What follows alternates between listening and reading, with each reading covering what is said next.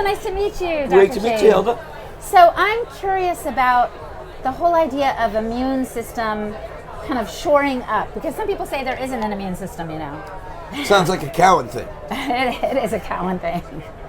Yes. Yeah, and you know, when Cowan talks about stuff, he's trying to take your thinking out of the regular thinking.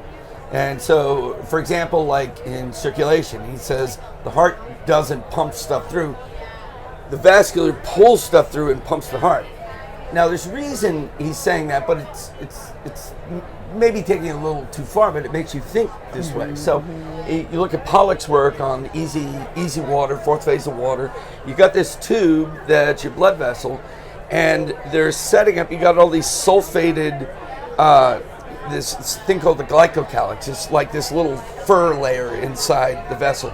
And it sets up these sulfate groups, and when he's making easy water, you see sulfated tubes, and they set this little easy phase of water, this fourth phase of water behaving unlike other water, and when you set that up, stuff actually starts flowing through it. Mm-hmm. Now, not at the rate that your blood is flowing, but it starts the flow itself. Mm-hmm. And then the heart, when it pumps, has an easy time getting it through. When you break down that inner layer, you're having to force flow. Yes. And you get all this turbulence and chaos in the vessels, and you get inflammation in the vessels, and then you start getting heart disease. So having the properly structured vessel and the properly structured water starts the flow itself, and then the heart has an easy time doing it. What are the things that interfere? What are the things that cause those blockages, like you were saying? All right, so this layer, it's like a grass layer in there, gets broken down by toxins. It gets broken down when you don't have the right food inputs to rebuild it all the time, and just inflammatory stuff. You go back to the immune system, he says, there's no immune system, it's a regulatory system. Well, the immune system is an immune system. We know that these cells are throwing things out to try to prevent you from having cancer and getting infections. And certain things trigger them, like toxins, especially mold toxins, a failure to regulate after infection, like after COVID or after Lyme. You're supposed to wind up inflammation to kill things and then come all the way down and resolve it. You come halfway down and you start cranking it back up.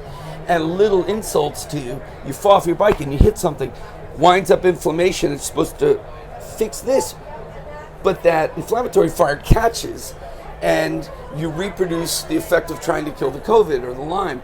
And so its unregulated immune system is starting to do the wrong things. Right. And then you keep having this response like you have an infection, and that inflammation is breaking down that layer in the vasculature, and then the flow can't happen. Mm-hmm. So he's totally right that the whole thing is a regulation system. Mm-hmm. You gotta wind up the fire, you gotta chill the fire. Mm-hmm. And it's when that gets dysregulated, and toxins, EMF, all these weird inputs do that, and when we don't have a strong regulating system, then these things go the wrong direction.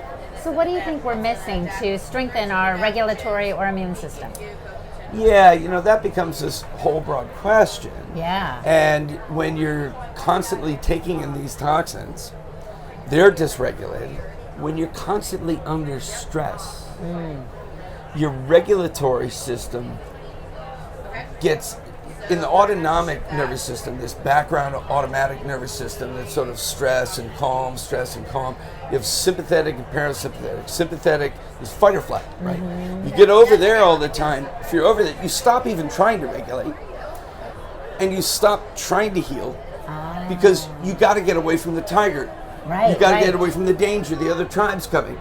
Right. But all of a sudden, there's no tribe. There's no tiger, but you're still there.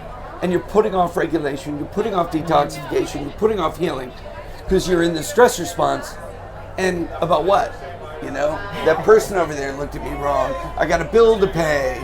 You know, my wife's mad at me. I think I'm going to lose my job. And you're over on this dysregulated space all the time. And the longer you spend in that, the less able your body is to come back to regulation. And then there's all of your nutrition. Are you getting all those different things in there? Because they're feeding the raw materials for the regulatory system. Right. You get into German biomedical systems, and these guys really wrote the rules on how you do regulation medicine. And they would all work in the extracellular matrix. This stuff outside the cell, that's this gel phase that goes all the way through your body. Yeah. And they used to think of it as just this goop like holding you up. But it's actually where all this sophisticated intracellular communication is going on. And that one breaks down from the EMF and the stress and everything because you're not rebuilding it all the time. Right. So you're losing regulation. In fact, they figured out exactly the propagation of things when you do acupuncture. The puncture effect, you know. Just this guy, that Albert, poke. Albert Pischinger, you know, he and his group over in Germany figured this out. And you do that there and they see these cascading effects. Amazing. And it's just in like ion ratios, you know, calcium, magnesium.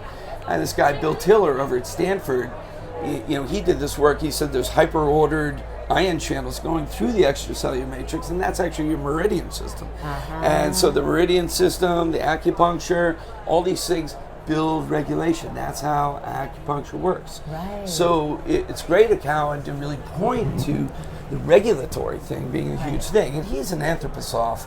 And so that all, like I was a biodynamic farmer before I was this. Like that's why I know all this. I can talk across all these things.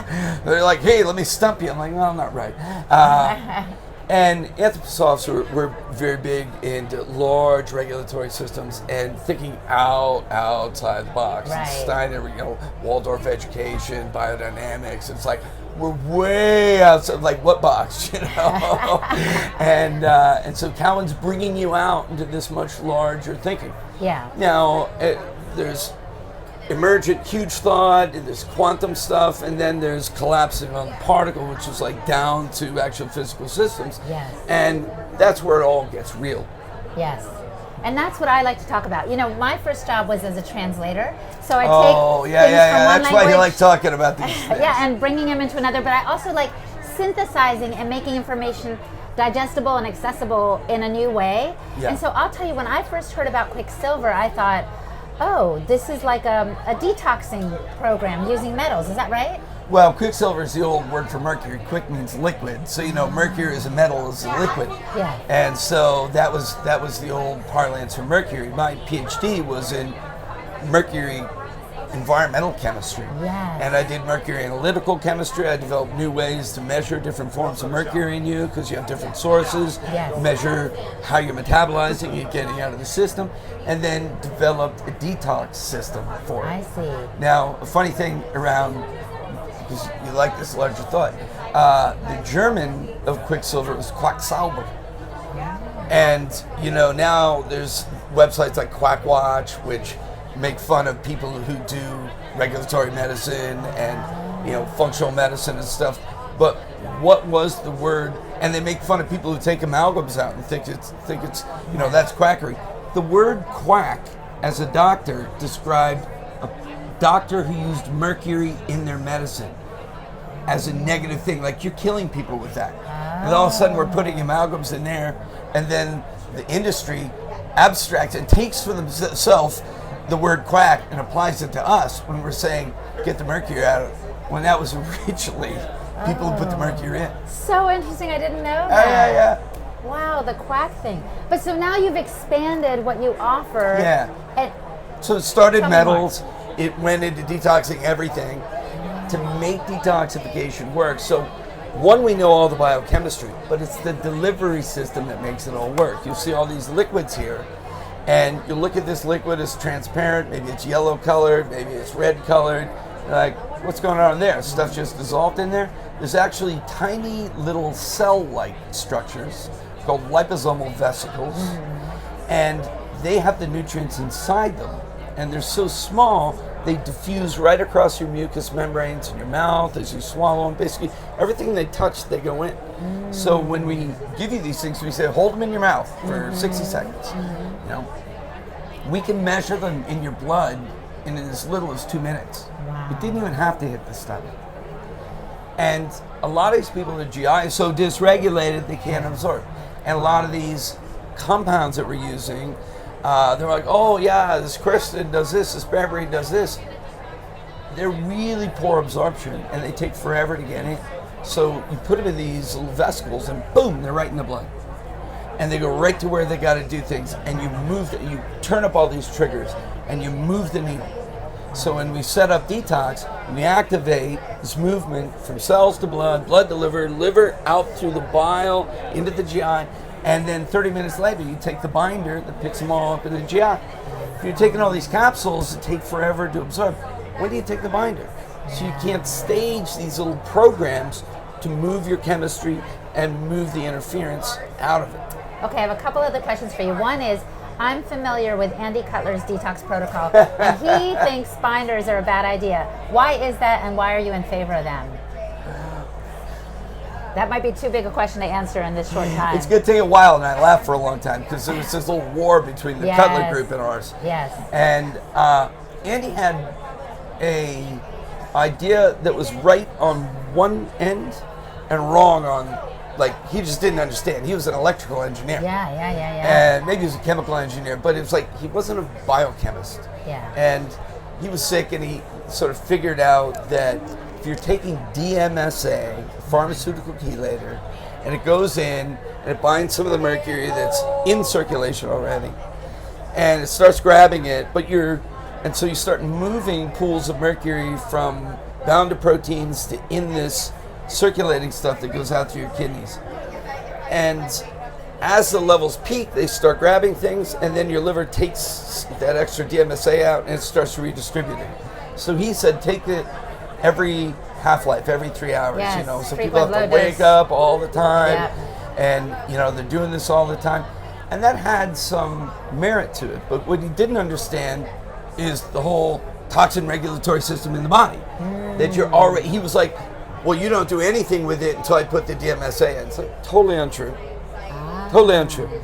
You have this system, the glutathione system, and you're binding glutathione onto the mercury, moving it into the blood, taking it through the bile or taking it through the kidneys.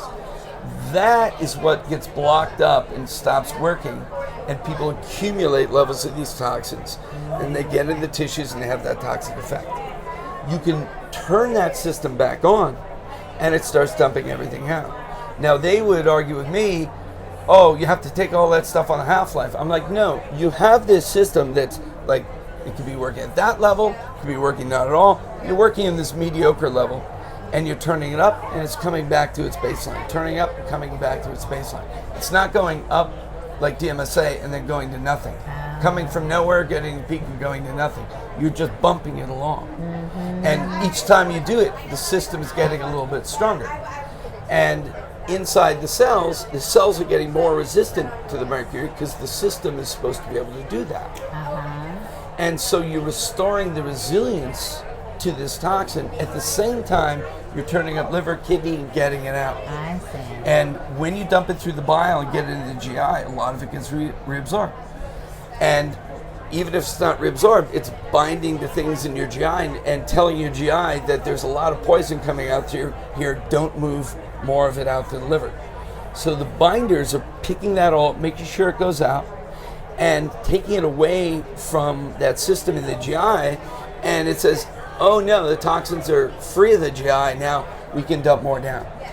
So he didn't even realize that this system was going on. He was taking the old medical view that everybody has the same system, and we don't. We have first genetic SNPs that make your max, like here's your max, and then the SNP takes your max down, and then all of these other things like the stress and the EMF and all the other toxins in your diet can take it down much further. So we're playing in this, bring it back up, it's going down. He was like, everybody has the same system. Not true. You restore that system, and you start getting it out on its own. And we've had all kinds of people compare our system to using pharmaceutical chelators like injectable DMPS. They're like, it's as good or better, often much better. Like, Right. What's your time to feeling better? The Cutler camp says the first 52 rounds, which is a year, you feel worse. Then you start feeling better. Right. I'm like, absurd. Went through that. I built this all because I tried that system. Oh, you did? And it was making me sicker. I'm like, this ain't the way to go. And I developed, my PhD was in mercury chemistry. It was the thing. I understood, like, I could see it. I see. I know what it does. I would have to do models of how it's bound to different things. I had this whole system for analysis based on moving it from proteins in your blood into a mobile phase and moving it onto these old resins or across these, like, my knowledge of the chemistry was so far beyond what anybody was thinking about. And so it's like, you're not even seeing. And so I came into functional medicine and integrated medicine, and that chelation cyst, color was one of them, was the thing there. And I'm like, nah, you guys are doing it all wrong. It took years to move all these people over. And now they're like, oh, no, it's the glutathione system. It works that way. And you could overlay a chelator over that. But if you fix the whole system, you're feeling better in a couple of months. Well, and you know who told me that they preferred your system to Cutler's was actually Tim Gray, the guy who started this Health Optimization Summit. Yeah, great story. So Tim was suffering through the Cutler thing. He found our stuff, got himself better. Then he hosts the first Health Optimization Summit. It's a great story. And he reaches out to the Cutler people and says, hey, you got to come to my summit. And they're like, we refuse. We're boycotting your summit because you have a murderer there.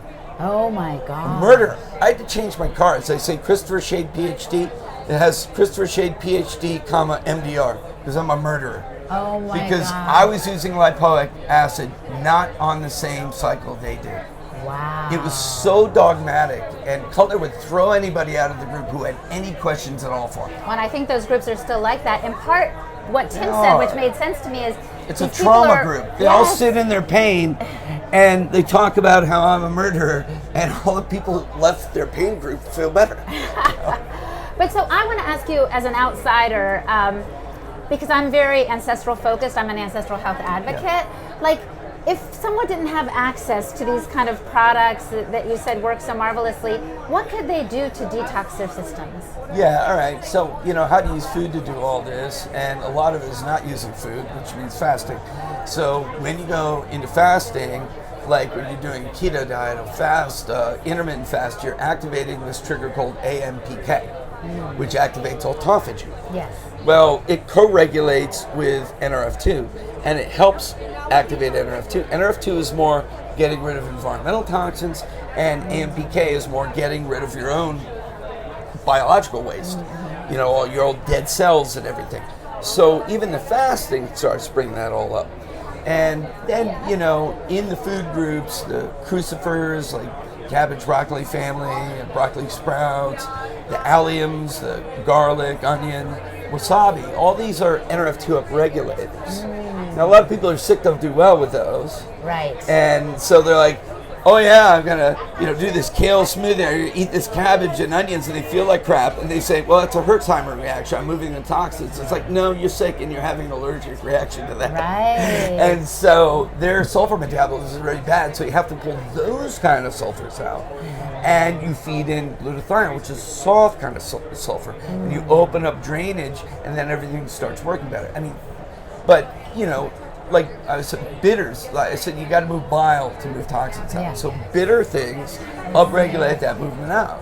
So your dandelion greens and different natural bitter herbals.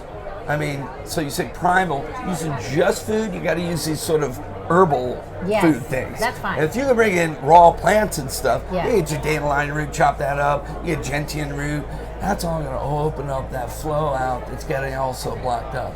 So there's ways to do that. Yeah. We just concentrate it and make it work really fast. Right. That's awesome. Well, it's so nice to meet you. It's so nice to get more of the science behind what works to support our immune or regulatory system. Yeah. Thank you, Dr. Shade. Great I appreciate to meet you, it. Hilda.